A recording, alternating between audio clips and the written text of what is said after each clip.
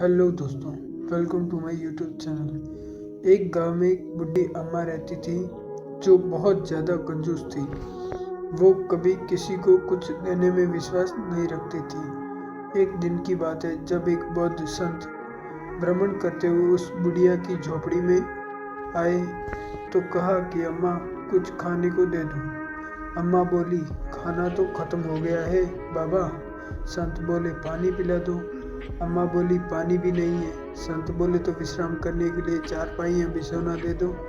अम्मा बोली, मेरे खुद के लिए भी बिछौना नहीं है, आपको क्या दूं?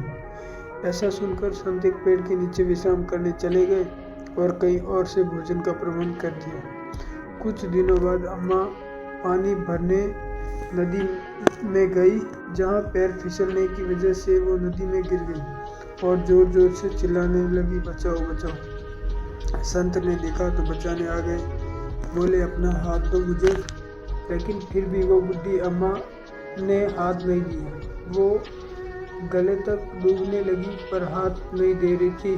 संत किनारे से आवाज़ दे रहे थे, हाथ दे दो मुझे, हाथ दे दो, पर अम्मा पर कोई असर नहीं हो रहा था। फिर संत को याद आया कि ये कंजूस अम्मा कुछ देना नहीं चाहेगी।